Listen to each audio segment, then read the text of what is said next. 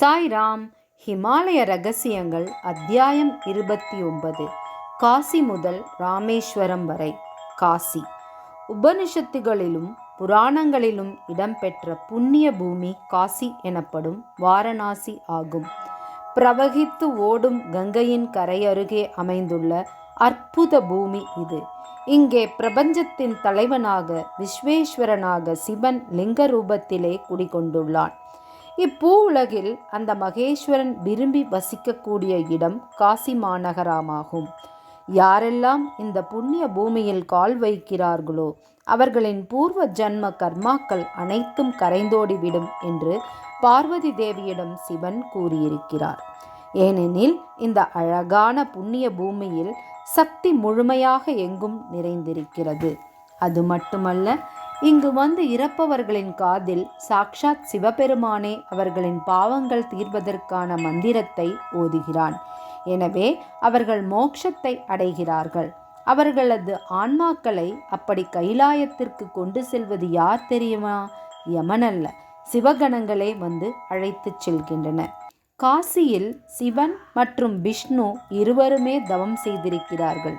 எனவே இங்கு வந்து தவமியற்றுபவர்கள் 4 வேதங்களின் ஞானத்தை பெறுகிறார்கள். புராணக் கதை ஒன்று காசியின் சிறப்பை கூறுகிறது. சிவனால் சிருஷ்டிக்கப்படும் விஷ்ணு அங்கே ஆழ்ந்த தியானத்தில் அமர்ந்து ஓம் நம சிவாயா என்னும் மந்திரத்தை தொடர்ந்து உச்சரித்த வண்ணம் தவம் இயற்றுகிறார். அதனை கண்ட சிவனும் சக்தியும் அவருக்கு தரிசனம் கொடுக்கிறார்கள். அப்போது விஷ்ணுவின் கண்களிலிருந்து ஆனந்த கண்ணீர் பெருகி வடிந்து வெள்ளமாகி அதில் காசி மட்டுமல்ல இந்த பிரபஞ்சமே மூழ்கி போகிறது. பயந்து போன பார்வதி சிவனை நோக்கி பிரார்த்தனை செய்கிறாள். கவலைப்படாதே என்ற சிவன் அபயம் அளித்து ஆசீர்வதித்திருக்கிறார். உடன் மாபெரும் வெள்ளத்திலிருந்து காசி மீண்டு வருகிறது. அத்தோடு எந்த பிரளயம் வந்தாலும் காசியானது எவ்வித பாதிப்பும் இன்றி உலகில் இருக்கும் என்று ஒரு வரம் கொடுக்கிறார். ஸ்ரீ விஷ்ணு பிரார்த்தனை செய்ததால் அங்கிருக்கும் லிங்கத்திற்குள் சிவனும் பார்வதியும் ஐக்கியமாகி விடுகிறார்கள். அந்த லிங்கமே ஜோதிர்லிங்கமாகும். நம் மண்ணில் உள்ள 12 ஜோதிர்லிங்கங்களில் 7வது லிங்கமாக காசி விஸ்வநாதன் இருந்து அருள் பாலிக்கிறார். இத்தகு பெருமை வாய்ந்த காசி மாநகருக்கு ஓம் குரு 17 ஆண்டுகளுக்கு பின் விஜயம் செய்திருக்கிறார். அன்று கண்டது போல் இன்று கூட மாசுபடிந்த அசுத்தமான தெளிவற்ற நதியாக கங்கா மாதா ஓடிக்கொண்டிருக்கிறாள். ஆனால் அவளின் சக்தி மட்டும் எப்போதும் போல் குறையாது நிறைந்தே இருக்கிறது. அங்கே அநேக ஆசிரமங்கள் சுற்றிலும் இருக்கின்றன. ஆத்மார்த்தமாக பிரார்த்தனை செய்தால் ஜீவன் முக்தி அடைவதோடு பிறப்பு இறப்பு என்னும் சக்கரத்திலிருந்து நாம் வெளிவரலாம். அங்கே காட் எனப்படும் படித்துறைகள் நிறைய உள்ளன. குறிப்பாக ஹரிச்சந்திரா காட் மற்றும் மணிகர்ணிகா காட் இரண்டிலும் சடலங்கள் எரிக்கப்படுகின்றன. ஏனெனில் அந்த உடல்கள் அங்கே உடனடியாக முக்தி அடைகின்றன. காசி விஸ்வநாதனை கண்குளிர தரிசித்த பின் ஓம் குரு காசியிலேயே தங்கியிருந்தார். அப்போது ஒரு படகோட்டியை அவர் சந்திக்க நேர்ந்தது. அந்த படகோட்டியானவர் அருகில் 2 கிலோமீட்டர் தொலைவில் அகோரி மகான் ஒருவர் இருப்பதாயும் அவரை பார்க்க வருகிறீர்களா என்றும் அழைத்துள்ளார். உடனே ஓம் குரு சரி என்று சொல்லி அவருடன் சென்றுள்ளார். கங்கை நதிக்கரை ஓரத்தில் ஒரு சிறிய கூடாரத்தில் அந்த அகோரி பாபா வசிக்கிறார். முதலில் அவர் ஓம் குருவை உள்ளே வர அனுமதிக்கவே இல்லை. காத்திருக்க வைத்து மதியம் 2 மணி அளவில் உள்ளே வரச் சொல்லி அங்கு நடந்து கொண்டு உள்ளே பூஜையில் கலந்து கொள்ளச் செய்துள்ளார். திகம்பரமாயும் நீண்ட பெரிய ஜடாமுடியுடன் இருந்த அவரை பார்க்கும்போது சாக்ஷாத் சிவபெருமானே அங்கு இருப்பதை போல் ஓம் குருவிற்கு தோன்றியுள்ளது. அவர்களுக்கு அருகே ஓம் குருவை அமரச் சொல்லியதுடன் எதுவும் பேசக்கூடாது என்றும் எச்சரிக்கப்பட்டார். அங்கு தண்ணீர் நிறைந்த ஒரு மண்பாண்டம் இருந்தது. அருகிலே தங்க நிறத்திலே ஒரு குவளை இருந்தது. அந்த மண்பாண்டத்திலிருந்து நீரை அங்கு இருந்த குவளையில் எடுத்து சிவலிங்கத்திற்கு அபிஷேகம் செய்யுமாறு சைகையில் ஓம் குருவிற்கு சொல்லப்பட்டது. சரி என்று அவ்வாறு செய்துவிட்டு கீழே உட்கார முயன்ற போது உங்கள் கடமை முடிந்துவிட்டது என்றும் அங்கிருந்து புறப்படும்படியும் ஓம் குருவினிடம் சொல்லப்பட்டது. கண்களை திறந்து பார்த்தால் இரவு மணி 8:45 ஆகி இருந்தது. ஏற்கனவே படகு ஓட்டுநர் சென்று விட்டார். எப்படி திரும்பி போவது என்று அவருக்கு தெரியவில்லை. பரவாயில்லை, அந்த ஆசிரமத்திலேயே இருந்து விடலாம் என்ற எண்ணம் ஓம்குருவிற்கு வந்துள்ளது. சுற்றிலும் பார்த்தால் ஒரு சாது கூட அங்கு இல்லை. சற்று தூரத்தில் குழுவாக சில மகான்கள் இருப்பதை பார்த்திருக்கிறார். ஆனால் அவர்களை தொல்லை செய்யக்கூடாது என்று எச்சரிக்கப்பட்டுள்ளார். என்னுடைய அனுமதி இல்லாமல் வந்த நீ பக்தி பரவசத்துடன் இங்கு இருக்க வேண்டும் என்றும் இனிமேல் இதுபோல் இங்கு வரக்கூடாது என்றும் அந்த அகோரி அறிவுரை கூறினார். இவர்கள் வந்ததை விரும்பாதவர் போல் இருந்த அவர் ஏதும் பேசவில்லை. ஆனால் வித்தியாசமான ஒரு சக்தி அங்கே நிலவுவதை ஓம்குருவால் உணர முடிந்தது. பின்னர் படகோட்டியை அங்கிருந்து செல்லுமாறு கூறிவிட்டு, எங்கிருந்து வருகிறீர்கள் என்று விசாரித்துள்ளார். காசி விஸ்வநாதனை தரிசனம் செய்தாகிவிட்டதா என்று கேட்ட அவர், இங்கே ஏன் வந்தீர்கள் என்று கேட்டுள்ளார். அந்த மகானை பார்ப்பதற்கு ஆசைப்பட்டதாகவும் அதற்கு அந்த படகுக்காரர் உதவியதால் அவருடன் வந்ததாகவும் ஓம்குரு கூறியுள்ளார். அதனை கேட்ட அவர் அக்னி குண்டத்தின் முன் ஓம்குருவை கண்களை மூடியபடி உட்காரும்படி கூறியுள்ளார். அதன்படி செய்த ஓம்குரு 1 மணி நேரம் ஆழ்ந்த தியானத்தில் ஆழ்ந்திருந்தார். அப்போது ஒரு குகைக்குள் நடந்து செல்வது போல உணர்ந்திருக்கிறார். அந்த குகை முழுவதும் பனியால் சூழப்பட்டிருந்தது. உள்ளே பெரிய ஜடாமுடியுடன் ஒரு மகான் உட்கார்ந்திருப்பதை பார்த்திருக்கிறார். அவர் முன்னே ஒரு லிங்கம் இருந்தது. அவருடன் ஜடாமுடி கமண்டலம் தரித்தவாறு 9 ரிஷிகள் அமர்ந்திருந்தனர். தேஜா மூர்த்திகளாக அவர்கள் இருந்தனர். தனது தொழில் நடக்க வேண்டும் என்று அந்த படகோட்டி உன்னை அழைத்து வந்துள்ளான். இனிமேல் இம்மாதிரி வரக்கூடாது என்று அந்த அகோரி கூறியுள்ளார். சிவனை போன்ற சக்தி உடையவர்கள் அகோரி பாபாக்கள் என்றும் அவர் கூறியுள்ளார். நேரம் இரவு 11 மணி ஆகிவிட்டது. 5 நிமிடம் கழித்து இப்போதுதான் பூஜை முடிந்தது என்று கூறி பிரசாதத்துடன் ஒரு அகோரி பாபா அங்கு வந்து சேர்ந்தார்.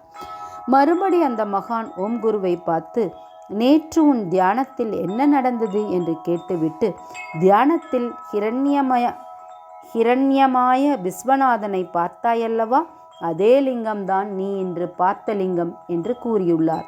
அப்போது மற்றொரு அகோரியும் அங்கு வந்துள்ளார். அவர் காசி விஸ்வநாதனை பற்றி விரிவாக கூறியுள்ளார். அகோரி பாபாக்களை பற்றி ஓம்குரு மிக உயர்வாக பயபக்தியுடன் கூறுகிறார். ஆ என்றால் ஆனந்தம், கோரி என்றால் எப்போதும் சிவ தத்துவத்தில் இருப்பவர்கள். எனவே ஆனந்தமயமாக எந்த ஒரு நிபந்தனையோ அல்லது தடங்களோ இன்றி சாதனை செய்பவர்தான் அகோரி பாபாக்கள். எந்த எதிர்பார்ப்பும் அவர்களிடம் கிடையாது. சுதந்திரமாக கவலை, பயம் போன்ற எதையும் பொருட்படுத்தாது எல்லாம் சிவமயம் என்று நம்புபவர்கள் அவர்கள்.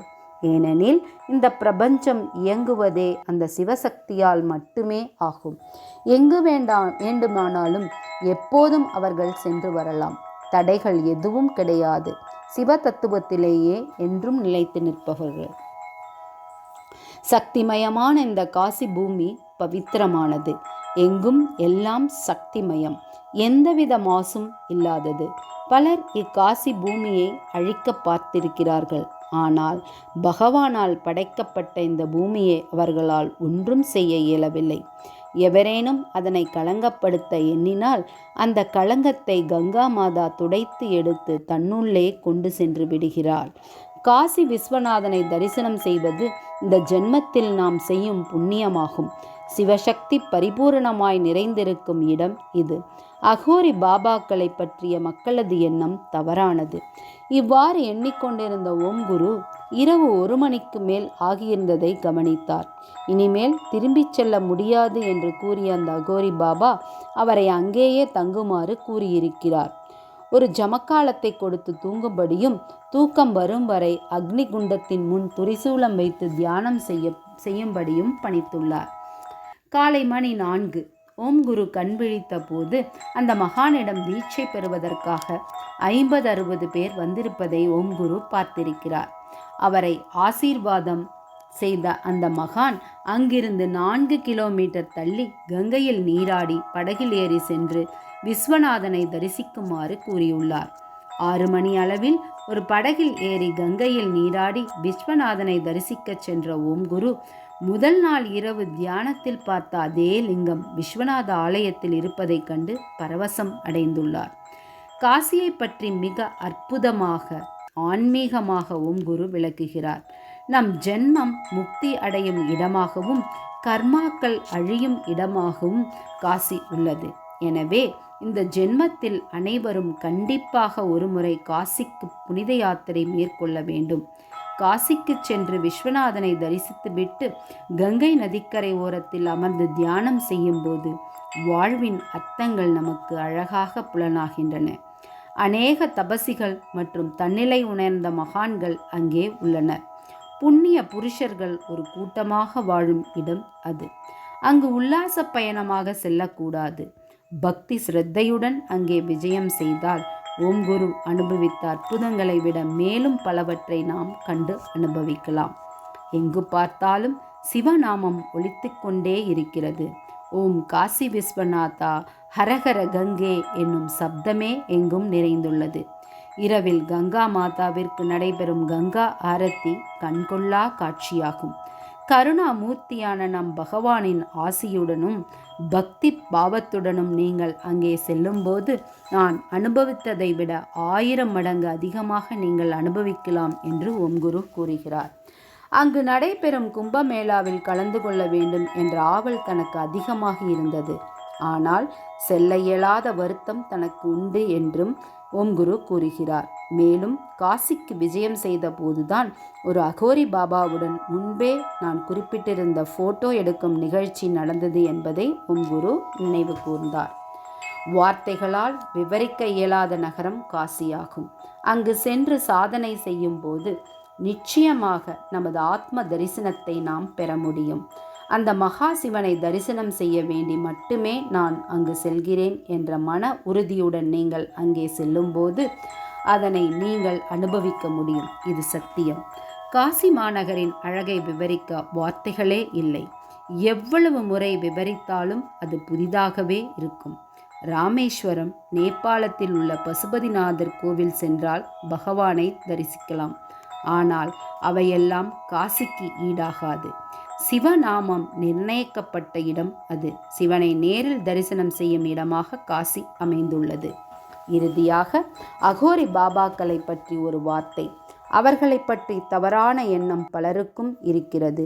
எதன் மீதும் எந்தவித பற்றும் இல்லாமல் அவர்கள் அங்கு இருக்கிறார்கள். நானாகவே வந்துள்ளேன், அதேபோல் நானாகவே சென்று விடுவேன். இதுதான் அகோரி தத்துவம். எனவே அவர்களை பற்றி வேறு எந்த எண்ணமும் இருக்கக்கூடாது. அழகான ஸ்திதியிலும் தொடர்ந்த சாதனையிலும் நம்பிக்கை வைத்து வாழ வேண்டும் என்று ஓம் குரு குறிப்பிடுகிறார். நன்றி. சாய்ராம்.